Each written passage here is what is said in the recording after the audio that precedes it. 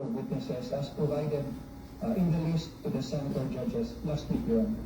To include Captain Bello, Yes, to see the witnesses and Captain Bello as manifested last week, Your Honor. what is the pleasure of Senator No one objects taking Director Matino yesterday, but maybe as a caution to government officials, my good friend, Congressman Defensor, I read over the weekend that Director Matibag is waiting because he is to be in a convention meeting with SMI next week. So actually, we're going to be here 30 weeks. We'll put aside many important things. We'll put aside many foreign trips, many local trips, whether it's to help dun sa tumaan ng lindol sa Mindanao o sa Baha ngayon. Because we have to be here 2 o'clock until matapos tayo every Monday to Wednesday, then after the summer, every Tuesday to Wednesday. I find it a bad taste. Bureau head will dictate to us that he's not available next week. I was Secretary of Foreign Affairs. That's why you have undersecretaries. That's why you have deputy directors. So I mean, I admire the patience of the prosecution, no? But even the prosecution, they have a way of timing and laying down the witnesses. So, I don't want later to say na magkaroon na ito sa akong witness, kaya lang si Director Matibag inuna dahil ito, ganyan. No? So, I'd like to put that on the record and ask my colleague if that's acceptable to us. I mean, Working Lacson, okay lang niya ba? Ano niya yung total niya sa Matibag? well, at least those who are not in jail or the 21 of us are here, the whole government nakatutok, we put aside so many important things, and then one witness who is in the government, who is a bureau head, will tell us sorry, but because he has to be with the FBI, so yung mauna tomorrow. That might be a bad precedent, Mr. Presiding Officer. Hindi ka allowed to Please respond to the point of Senator Judge Alan Cayetano. With respect to the Honorable Senator Judge Alan Tito Cayetano, we will always respect the decision of the Honorable Court. However, we will only be advancing his testimony one day based on the subpoena that we have requested the Honorable Court. He's scheduled to testify until Wednesday, and that we will not discuss the scheduled list of witnesses. We will simply advance the With due respect, Congressman Representative Defensor, I asked that question poignantly last week. If Matibag will be one of your witnesses for this week, and you said no. In fact, you corrected Attorney Libutan. And you mentioned Director Matibag as one of your witnesses. And you said, gave me a list of Lotok,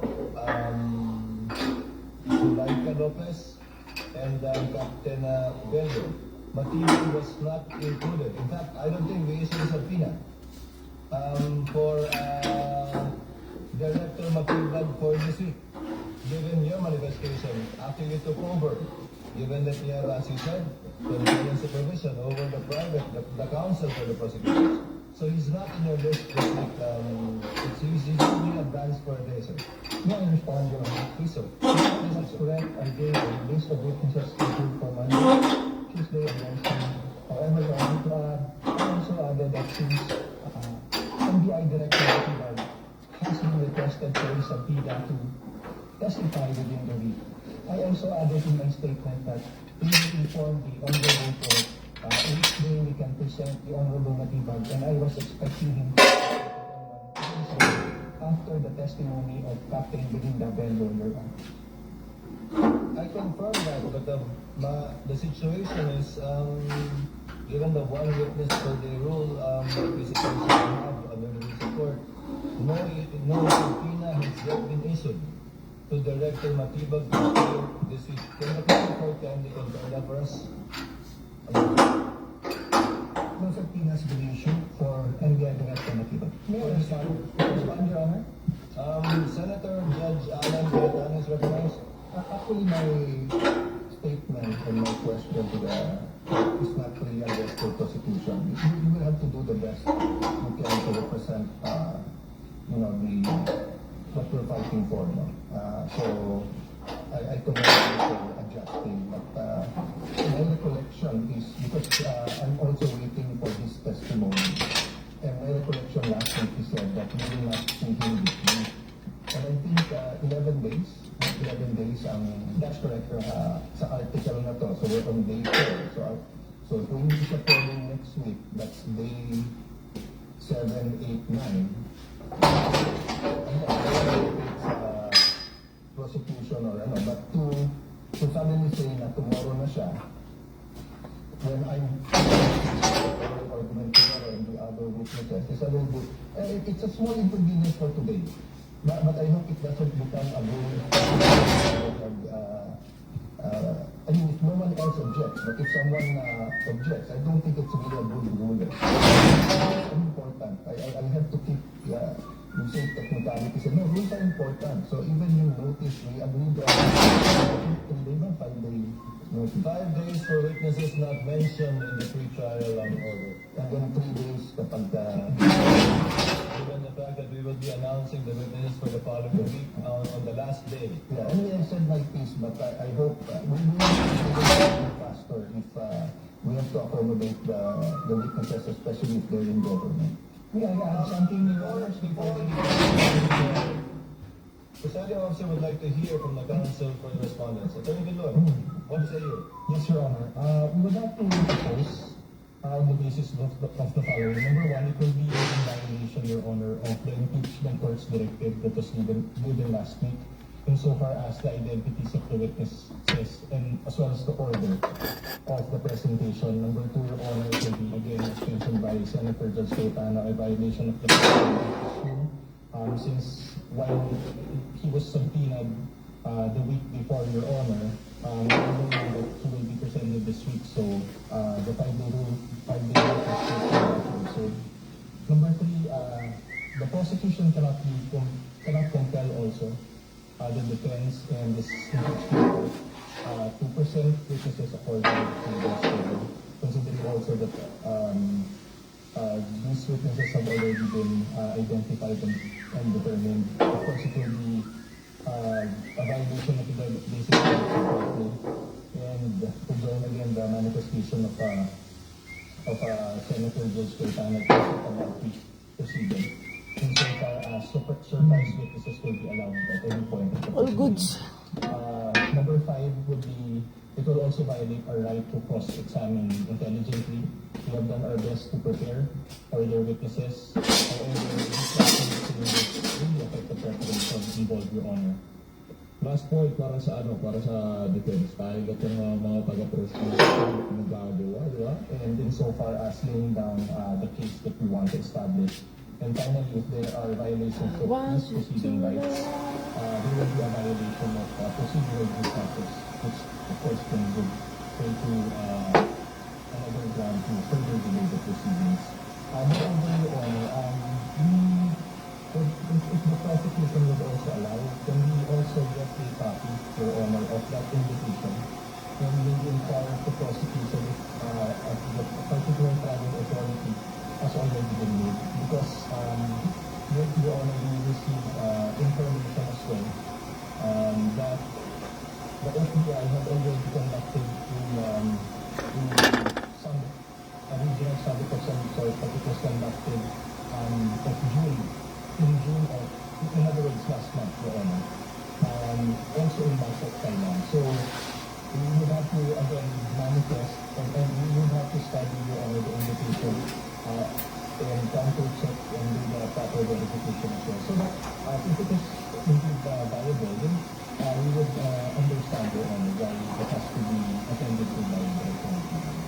Last point tayo para sa ano sa kung siya po naging muna, natin. Ano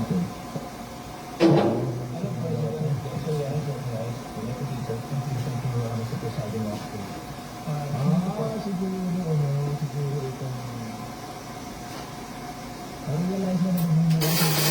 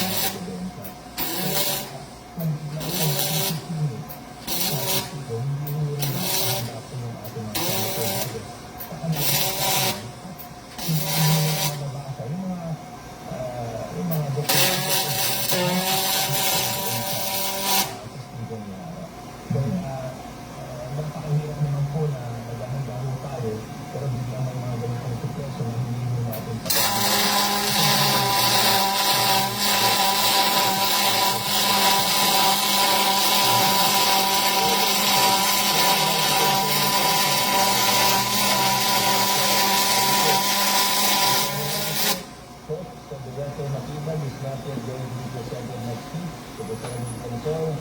Not yet, Your Honor. We will manifest on Monday. If you can contribute to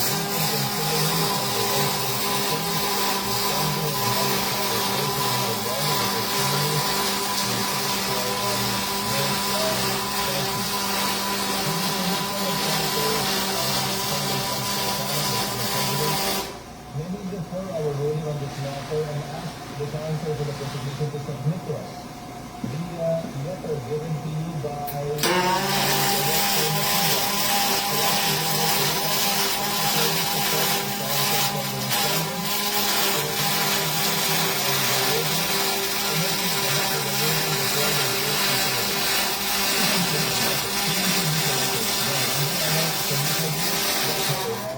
kindly furnish a copy to the counsel for this Congress as well for their review.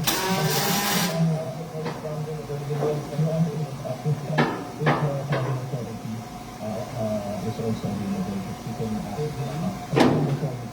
if it's already kindly furnish us that as well. now, we will submit in the state whatever the prosecution has received from Director Matibag, as well as Kindly communicate with him if possible, if he already has a travel authority for the Senate, so that we could evaluate it based on what you have. It's not yet done. Your Honor,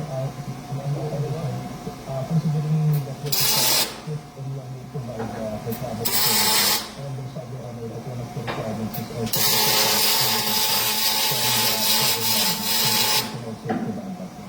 so that we can do a full review of that. For this court's evaluation, whether or not to allow the motion of the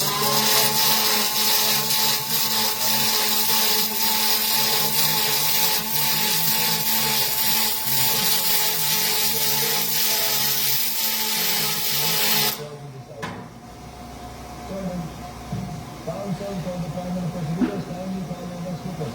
Your Honor, I respectfully request that the counsel for the panel of House Prosecutors, Attorney Virgil Litan, will recommend for the presentation of our second witness. Attorney Lutan, counsel for the prosecutors is recognized to present the prosecution's second witness. You may proceed, sir. Naku, ito yung Peter Star. Kaya nga kung sa Pangulo, last time siguro napatakan ng Pangulo, kaya Kaya hapon sa kulitaran, isa ko lang naman doon sa mga prosecutor sa impeachment na merong sisikat ng baga, kaya mo nawawala naman. Ano yung saan patakin mo kung ano ay pagiging virus sa mga lugar? the second witness for the prosecution is no other than Attorney Jeremy Singleton PLC.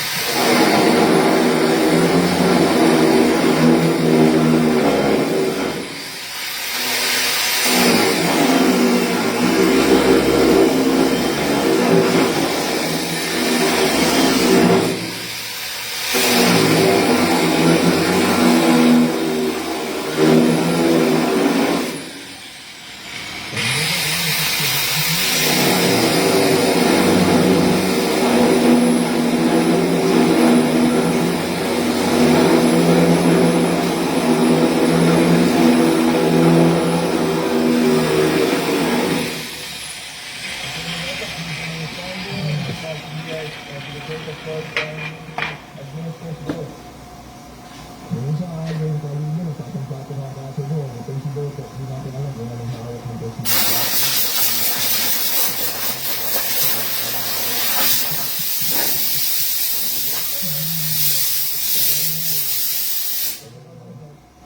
Please, Mr. President, you, Jeremy C. Lapak, I, Jeremy C. Lapak, do swear that I am evidence you shall give the evidence I will given in the case now pending between the Philippines and Vice President Sara Zimmerman Duterte, between the Philippines and Vice President Sara Zimmerman Duterte.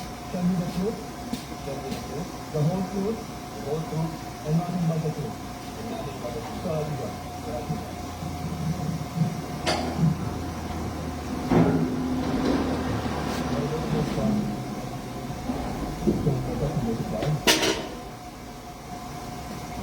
So talaga, so, huwag mo si Butan. Sana also,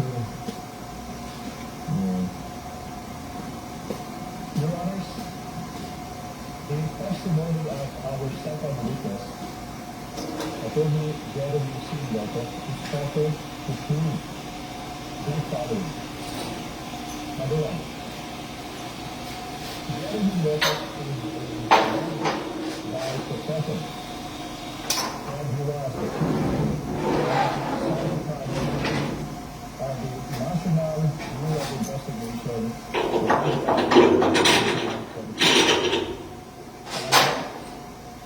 Kasama siya sa NBI team na nagsagawa ng investigasyon na ginawa sa isang online media briefing noong November 23 kung saan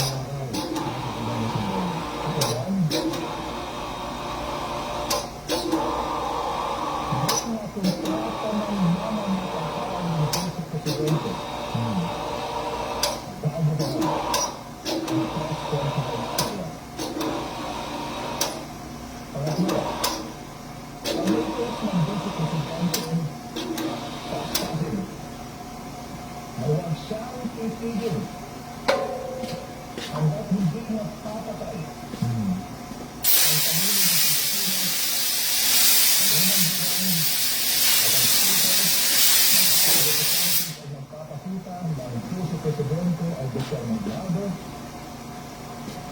at pursugyo sa kanyang pagbabanta. Hmm.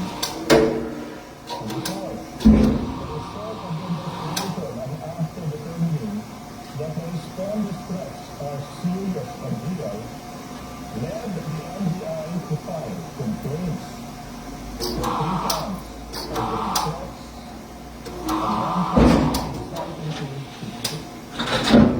This because, according to record, during our website, they had authenticated the affidavit of investigation, the access of one-off in relation to the NBI's investigation of its consultants, and it also testified on such other matters as are relevant and material to the impeachment of the Vice President. Senator Kevin Kennedy. Thank you for this comment, everyone. Salamat po, Sir. Sa council for the prosecution, may proceed. Salamat, Mr. Presiding Officer, Honorable Grabe kung tinutulong dyan sa likod. Si parang po si Pia, yung parang gagawin na yun, naglalaki sila, yung aso na yung Marcos. judges. So, Rajun, Templo, Ako naman po. Para explore, we're connecting the world of small-town communities to ultra-fast homeland with local team members like Inga, who live and work in your community, helping you online when you need it most. At Explore, we're neighbors, connecting where we live.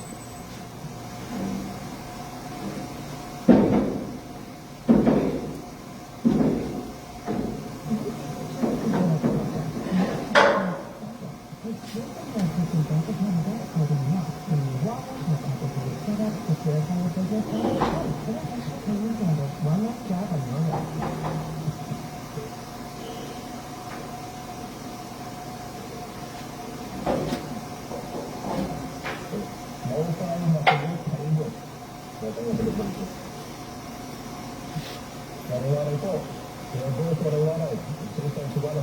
Ako nila po, pagpupwede ba na mas malapit ko sa microphone para marinig o sa marinan. Lahat ng sasagot ko, not sa mga tanong ko. Now, Mr. Baba, time is paid, warning. Dad, Wala pang materialis guys. Stop muna.